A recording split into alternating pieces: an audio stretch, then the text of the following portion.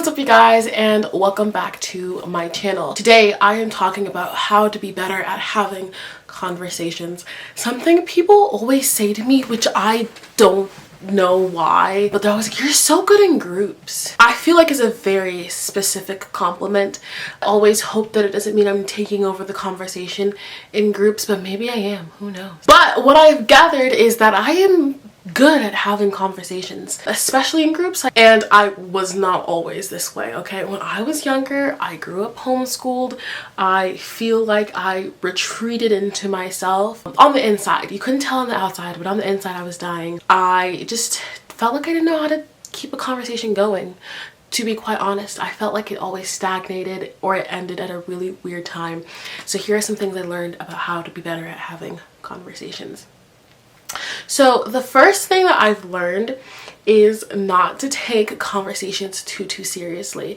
I am a very serious person, so this is like a little bit of a struggle for me, but growing up with my family, my background, it kind of influences a lot of the ways I think about the world. I'm constantly thinking about bigger topic issues like philosophy and feminism and abuse and all of these like heavier topics, and I've learned that like I guess like in normal society or whatever, like people don't always want to be talking about their trauma, or if they do, they want to make jokes about it, which is fine. But I've learned that instead of just like inserting a conversation with like a really sad story or whatever, the conversation might kind of just halt there. It shouldn't halt there because society should be like more accommodating to kinds of stories, but it often does, and then you kind of feel on the hook. So something that I try to do is like take things less seriously. So I say everything as if it's like an inside joke with my friends, which it can be, and life is kind of fun that way too. Like imagine if you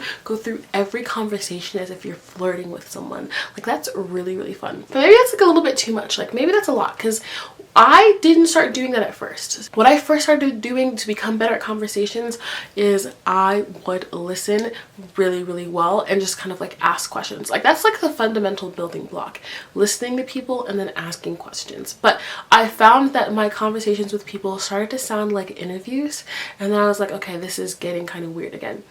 So here's how to become a better conversationalist and ask questions, but like not make it sound like an interview. So instead of just like asking someone questions, which you can do, sometimes you can take something that they said and relate it to yourself, but in a way that doesn't stop the conversation and turn it around. So let's say your friend is like, oh my god, I saw the weirdest guy at the gym today. Well, that's kind of like a great conversation opener. You ask them some questions about what happened at the gym. It's like a whole thing, right? Maybe you want to keep the conversation going, but you don't have, like, you literally don't have something to say. So what I do is I say something about myself that puts myself in their situation, but like I don't make the whole thing about myself. So let's say they told you this whole story. I'm like, oh my god, I think if I were in that situation, I would literally start crying. Like literally start crying. And that's like, I say something like that, and it makes them like be able to relate to you. It lets them know that you're listening, but then it also gives them a chance to keep talking if they want to keep talking. But it's also, you didn't just like ask them a question, like another question. So that's something that's really slick that no one ever talks about on the internet, but it's like so good, and I realize that people do it all the time. So it's kind of just like, it's like you're not telling a whole other story about yourself, which you can do to help keep a conversation going. Sometimes people just want to talk about themselves. So if it's someone who just wants to talk about themselves, you can just relate to them without like having to like give them your whole life story. But sometimes if I want to keep a conversation going, another thing I'll do is I will tell like the top headline of like a story that happened to me. So for example, if my friend told me the story about something that happened to her at the gym, I'll be like, oh my god, that sounds like the time this like muscle guy was like following me around and using all of my equipment. And I'll just say that, and then oftentimes my friend will be like, what? Like, girl, what? Because I just gave them a little news blurb, right? They'll be like, okay, well, what happened? And I'm like, oh my God, it's a whole thing. It's a whole thing. And then like, I'll tell my story. I only recently started doing that, but that's also something that's really helpful to keep the conversation going, because you've heard them, you've listened to them, you've asked questions, and now you're adding in something of your own, but you're allowing them to kind of be in the conversation as well without just completely changing it towards you. But like, let's say a lot of that is like too much. Like, you're like, oh my God, I can't even do that. What? Another thing that you can do is just like show that you're listening. I'm sure you've heard this a million times, but the whole interview thing, where if you are silent after someone says something, you can get them to talk more. I do that, but not all the time, because I feel like that's awkward, and I feel like that's not like me as like a person.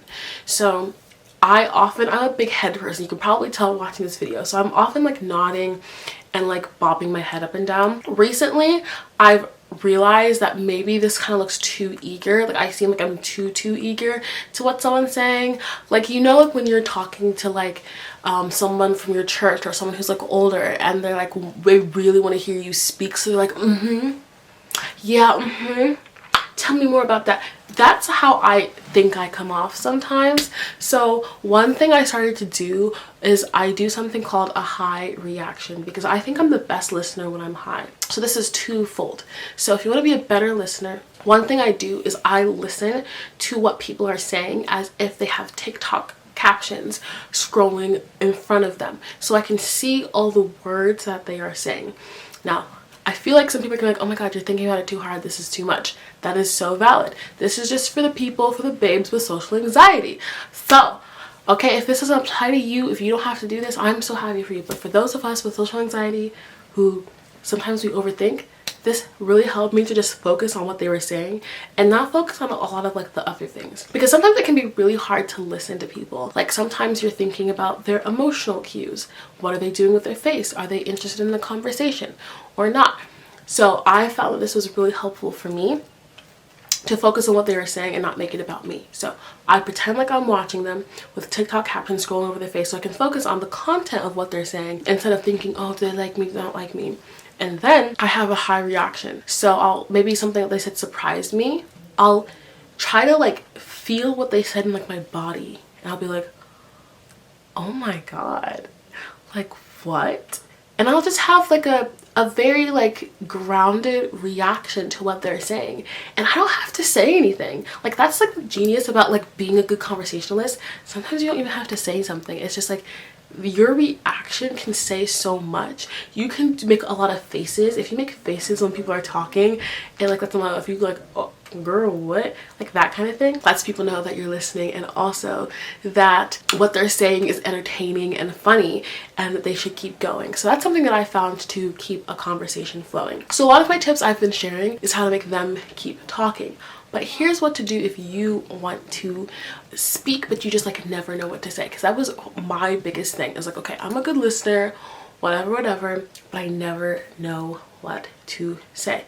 So back to the TikTok reaction slow thing. Sometimes what I'll try to do is literally just think about what they're saying quite literally, and not think about like who they are as a person. So an example, if they're talking about like, oh my God, I really need to go shopping. Sometimes you're like, what am I supposed to say to that? This is a dry ass person. How am I supposed to respond to, oh my God, I need to go shopping? Sometimes I'll just respond with like a, oh my God, me too. But sometimes I'm like, okay, they said shopping. Shopping is a noun. I can see it on the thing. There's like a little arrow in my head that points to shopping, the noun. And I'll be like, oh my God, shopping, like where do you shop? Or like, what do you need to go shopping for? Or like, how are you gonna go shopping in this weather?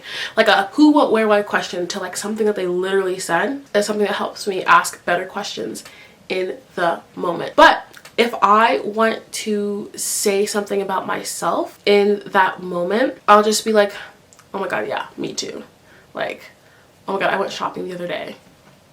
And like, oh my God, yeah, shopping was such a hassle when I went the other day. Like, I'll like just try to connect it to something that like I can relate to in order to keep the conversation going, and it kind of works.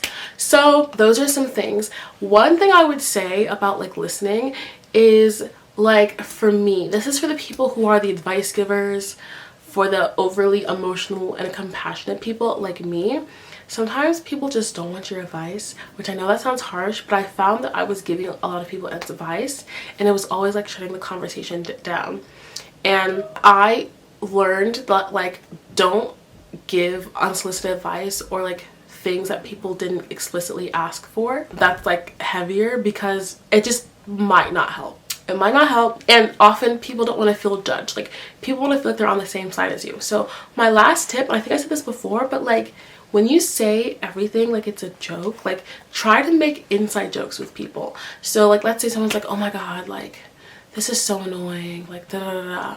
Like I try to make an inside joke like, oh, just as annoying as when this happened, or reference something that like you guys have in common. Or like if we're talking about, oh my god, you see that fine man? I'm like, ooh, is he as cute as the man that you were talking about yesterday? Is he as fine as him? Like just try to find like a point of common ground on like the small things, and like make it seem like a joke, and like make a joke out of it. Really helps to like feel connected and bonded to the other person, and like you guys are in on it together, and then they will naturally kind of keep the conversation going as well. Genuinely just like say what you're thinking, like without a filter.